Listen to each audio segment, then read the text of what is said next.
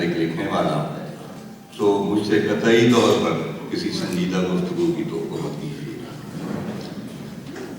میں ایبسٹریکٹ سی باتیں کروں گا اور میری خواہش ہے کہ کچھ باتیں ہو جائیں. پورا ہی سفر نامہ نگار ہو جاؤں میں ان کا سفر نامہ لکھنے سے قاصر. لیکن ایسا بھی ہوتا ہے کہ کسی ایک ذرے میں کل کائناتوں کا عکس جو ہے وہ منعکس ہوتا ہے. شاید میں ایک ایسا ذرہ ہوں. مجھے احساس تو نہیں ہے نہ ہی مجھ میں اتنی سکت ہے کہ اتنی بڑی کائناتوں کا میں بوجھ برداشت کر سکوں یا اس انٹلیکٹ کو میں محسوس کر سکوں جو کہ حضرت علامہ کی تھی. میں نے جتنا بھی مطالعہ کیا ہے حضرت علامہ کا، ان کا بیشتر کلام میں سمجھ نہیں سکا. یہ میں بہت فرینکلی آپ سے عرض کرتا ہوں. اور کوئی بھی شخص ایسا نہیں ہے، بہت جو اہل علم بھی ہے وہ بھی یہ کلیم نہیں کر سکتے، کیونکہ حضرت علامہ کا جو کلام ہے وہ صرف ان ادوار کے لیے، ان وقتوں کے لیے نہیں ہے.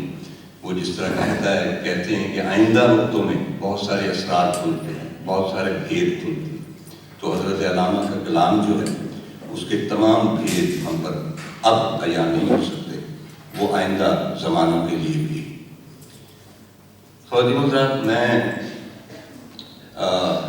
میں نے جو کچھ پڑھا تھوڑا بہت، تو اس میں سے ظاہر یہ ہوتا ہے کہ ظاہر ہے پیر رومی کہتے تھے مولانا روم کو. تو مولانا روم ہو یا فرید الدین عطار ہو یا جنید بغدادی ہو یا پھر سرمد منصور، علامہ اقبال ان سب لوگوں کی ایک طرح سے نمائندگی کرتے ہیں. ان سب لوگوں کی روح کے کچھ ذرے علامہ اقبال کی شخصیت میں پائے جاتے ہیں. اگر سرمد نے الحق کا نعرہ بلند کیا تھا تو علامہ اقبال نے بھی حق کی بات کی.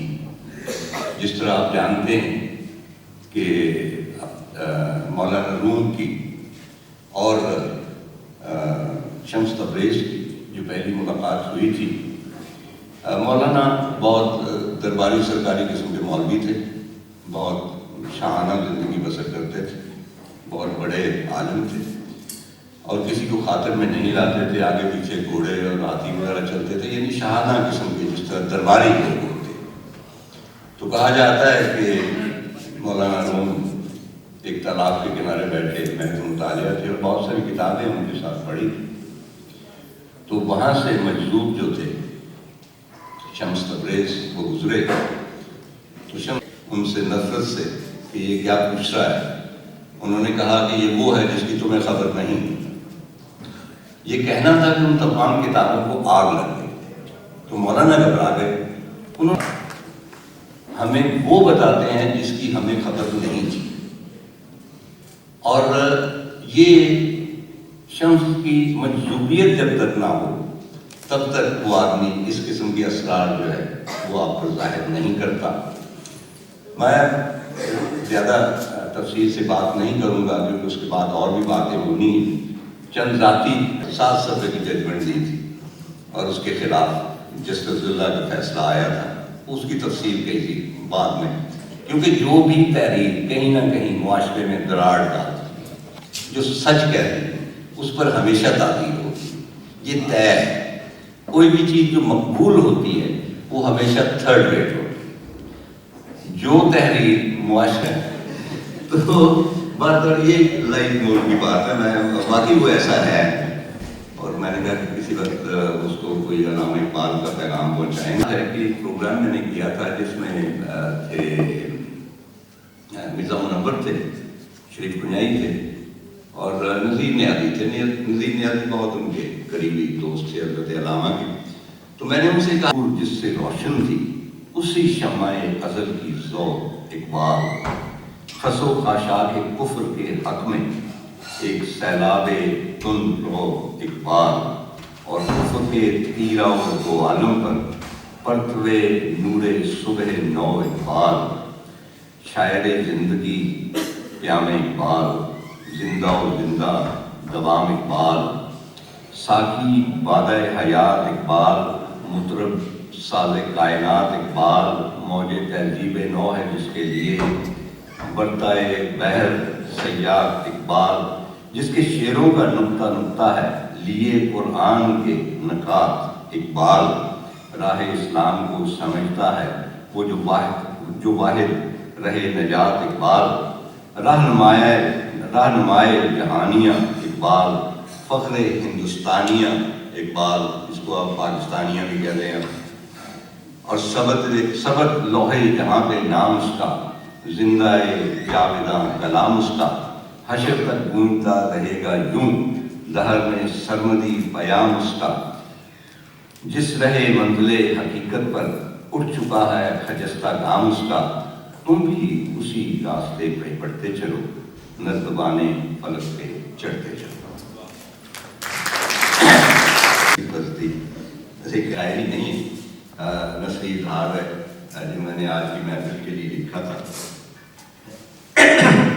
اور اس کو ذہن میں رکھیے گا کہ 40-50 برس پہلے میں یہاں آیا کہ ایمس ڈیم کی نہروں کے پلوں تلے وہ پانی کب کے بہہ چکے اور وہ پانی دوبارہ واپس نہیں آ سکتے، اور یہ سب گل لالہ زرد کلیاں اور نہروں کے پانیوں پر بہتے خزاں رسیدہ پتے مجھے نہیں پہچانتے۔ انہوں نے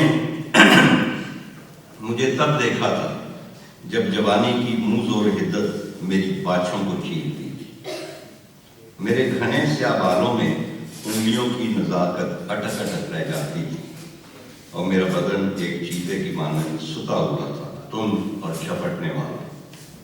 اور اب تو یہ ہے کہ خون تھم تھم جاتا ہے کہ اس میں برف کی کرچیاں سرد ہوتی ہیں، کہ تم نے 40 برس بعد مجھے یوں یاد کیا کہ مجھاج کے گلے لالہ پھر سے بہار دینے لگے،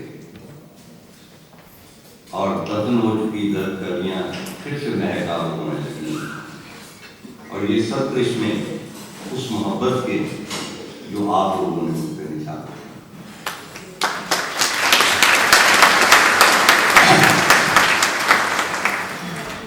تجھ میں اب چنبیلی اور موتیے کے پھول بھی یہاں کیکر کے زرد پھولوں کی مہک بھی رکھ چکی ہے، یہاں صرف خانگو کی ستاروں والی رات ہی نہیں ہے بلکہ شب معراج کے ستارے اور کائناتیں بھی گردش میں۔ تیری نہریں ابھی تک اس عشق سے آشنا نہ تھی جس کے بارے میں حافظ برخوردار نے کہا تھا کہ حافظ ہاتھی عشق دا پوش کریندہ پوش، یا بادشاہ کے بقول عشق بولدا نڑی دے تھاؤں ٹھائیں۔